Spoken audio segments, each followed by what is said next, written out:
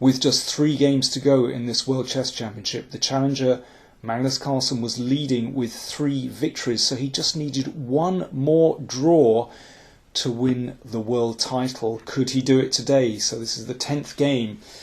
Carlsen had white, and he played a very solid opening, and after 27 moves they reached this position.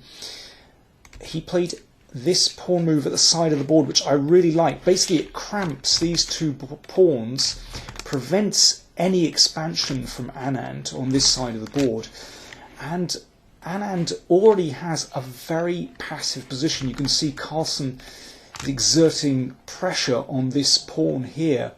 Already a very difficult position for Anand.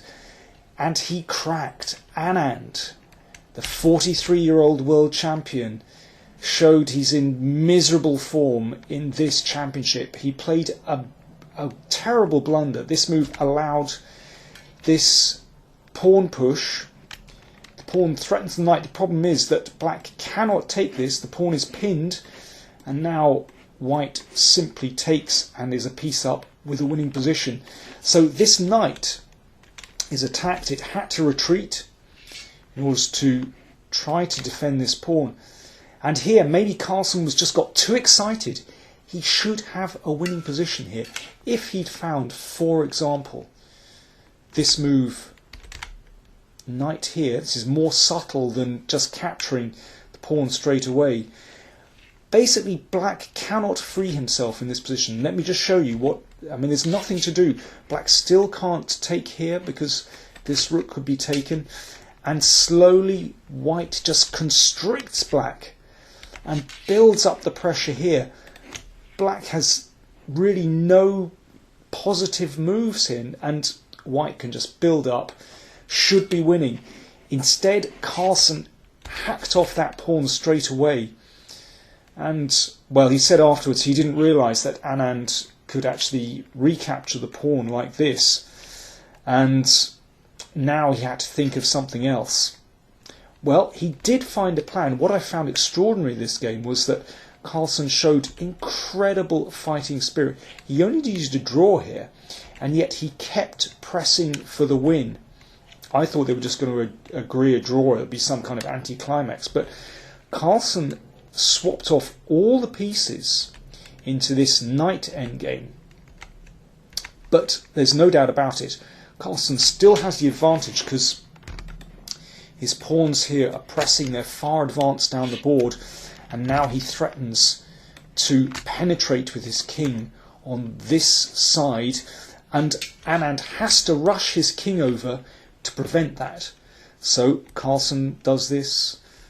Anand brings his king over and gets there just in time to shut out the king from coming here, which would be extremely dangerous. So Carlsen has the advantage. Material is level, but if he can break through with his king or maybe the knight, then he could be doing very well, possibly even winning this. So Anand has to try to find counterplay here, and he does that on the other side of the board. Anand has a pawn majority here, 4 against 3, so somehow he has to try and create a passed pawn here, or try and capture a pawn. There we go, he goes in with this knight, and now he starts advancing his pawn majority. But this is very, very double-edged indeed. Carlsen now thought for a very long time in this position.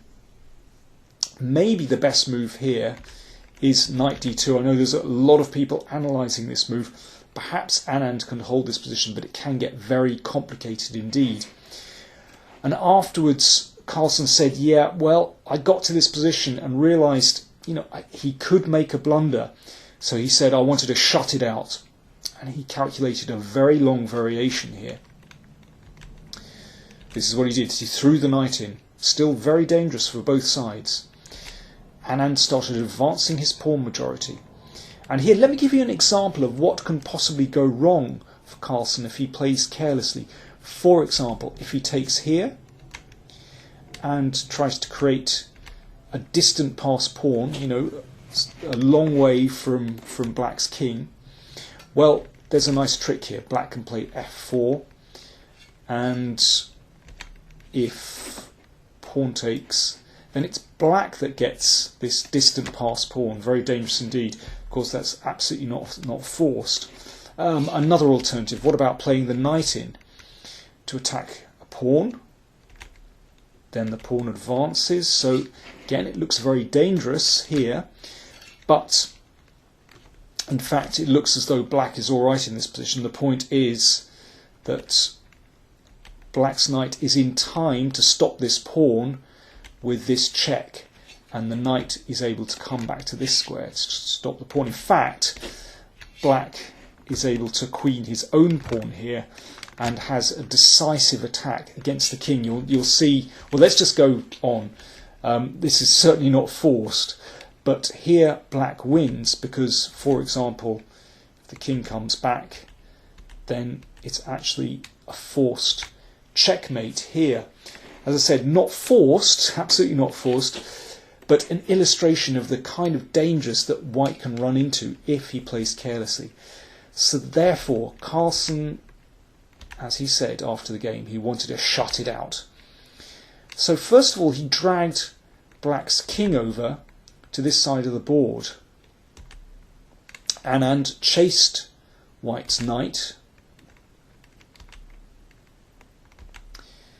Now that knight is actually trapped on this side of the board, but the knight has done its job because you can see the king is miles away from defending these pawns.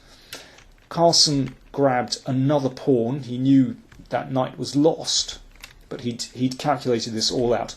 So now, I mean, this looks very, very dangerous for both sides. This king is miles from anywhere relevant. White is going to take these pawns, and then he has three dangerous connected pass pawns. So Anand needs counterplay very quickly. He grabbed this pawn in order to create counterplay, and the knight came back. So Anand still has one remaining pawn that he can rush down to the queening square. Carlsen also needs to rush his most advanced pawn down to the queening square. So both sides get a queen. I mean, both players had calculated this out way before. It's a very deep variation, but they both calculated accurately. Now we've arrived at an endgame where black has queen and knight against queen and three pawns. It should be a draw, but Carlsen probably has to take a little bit more care because this knight can be very dangerous indeed. And this is a good start from Carlsen. He's centralised his queen. Queens work best in the centre of the board where they have great range of possibilities and influence many squares. Interesting move from Anand, protecting the knight, but also perhaps threatening a check here. So Carlsen covered that. Now, Anand took one of these pawns, but again, Carlsen had calculated this very well indeed. And now the Norwegian forced a draw. The king came up. Carlsen exchanged off queens, and that guarantees the draw now. So there's nothing left. Basically, Anand is going to take these final two pawns, and they were left with just kings on the board. Well, I think a really fitting conclusion to this match. A draw, so Magnus Carlsen becomes the new world champion. His play in this match was convincing. His strategy worked perfectly. He was able to tire out Anand in these long games, and Anand cracked under pressure. Unfortunately, the 43-year-old really didn't show his best form here. He has had a crisis of form, well, really, I would say for the past couple of years, and clearly he didn't manage to solve his problems. He did make a lot of mistakes under pressure. So, what now for Magnus Carlsen? He has won all the major chess tournaments.